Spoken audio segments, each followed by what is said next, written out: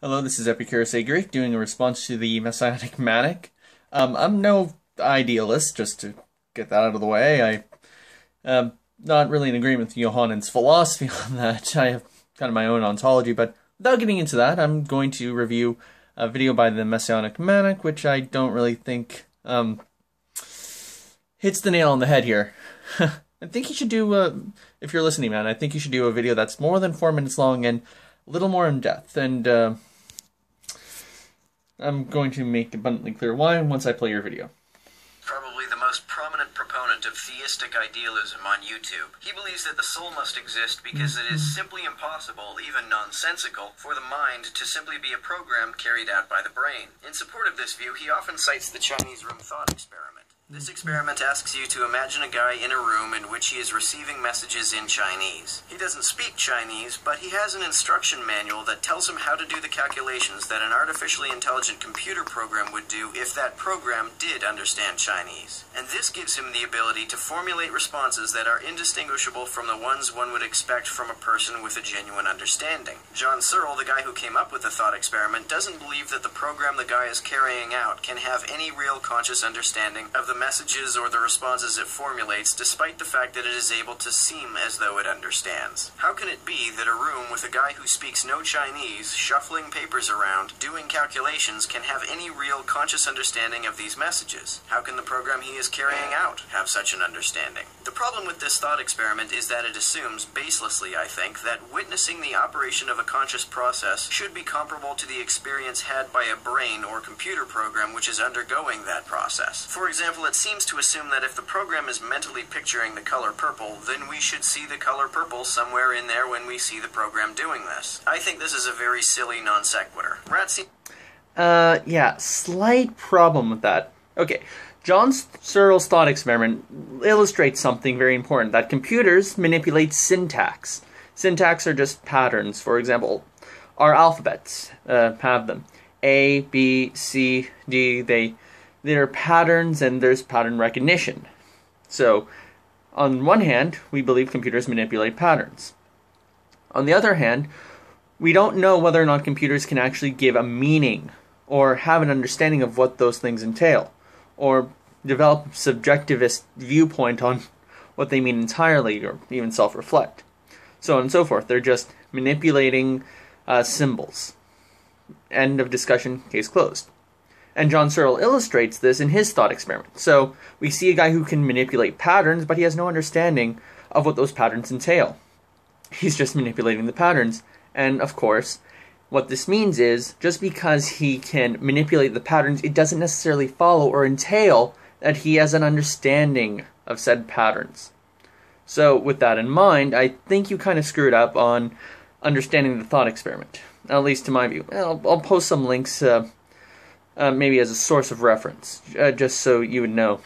So, yeah, I'm just going to play the video just in case I see anything else I kind of think you get wrong. I used to think that since it's the case that when you look at the program running, you don't see its subjective experiences, this proves it's not really having subjective experiences. It's been pointed out... No, it just proves that just because it's manipulating patterns, that it doesn't have any semantic understandings. It only has the ability to manipulate syntax. That's about it. It would take more than an Alan Turing style kind of argument where, oh, just because it could fool someone entails it necessarily that it does have that kind of mental capacity. To him that this is a masked man fallacy. Martimer 81 gives a good example of a masked man fallacy. Lois Lane believes. That's not true either.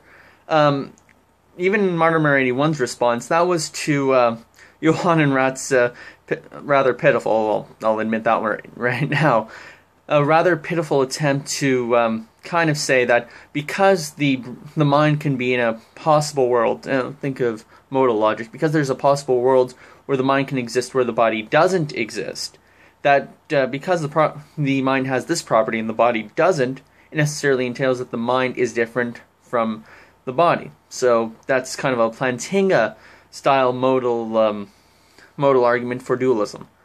I don't think it works necessarily, but it has nothing to do with the Chinese room thought experiment. I don't know where you got this from. That Superman can fly.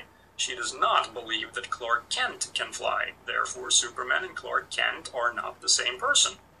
Except that what Lois believes about Superman is not a property of Superman, but of Lois. That's the masked man fallacy. Raatz is making the same mistake in reasoning. The fact that the experience of witnessing neurological processes is different from the experience of undergoing those processes does not mean that neurological processes can't be conscious. Raatz responds that the masked man fallacy can't apply to consciousness because masked consciousness is a contradiction in terms. He believes that if you can't be conscious of a program's consciousness from a third-person perspective, then those processes can't be conscious. In other words, if the consciousness is masked, it must not really be there. But if this is true of programs, why isn't it true of people, or even of God? You can't see the subjective experiences that other people are having from observing their behavior or their brains. By Ratz's logic, this means that they must not be having subjective experiences. Raatz may respond that the brain is not really conscious, but the person is. But since we can't directly perceive the subjective conscious experiences other people are having, doesn't that mean that their subjective conscious experiences are masked to us? And if consciousness can't be masked, wouldn't that mean that they can't really be conscious? The problem with the Berkeleyan variety of idealism to which Raatz subscribes is that it inescapably implies solipsism. In fact, it implies atheistic solipsism. Raatz and Berkeley believe that the idea of matter existing independent of the concept of matter is incoherent, because anytime you think of matter, you're thinking of the concept. You can't think of non-conceptual matter because you can't think of anything non-conceptual. There's a bit of a problem there. If one looks to Berkeley, then Berkeley is what's called an empiricist. For Berkeley, anything that doesn't really divulge down into sense data could not really be accepted because that's all the empirical evidence we have. Now, we do actually have sense data of consciousness. That is, us. We are conscious all the time.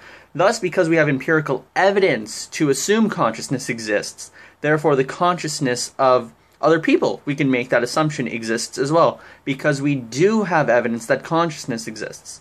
However, we don't have any evidence that consciousness exists outside of our, that material exists outside of our sense experience, because material automatically breaks down into qualitative perceptions, whereas matter is reducible to, feeling, to sense. Then ultimately that's what it is, just our conscious. However, consciousness isn't reducible to anything else.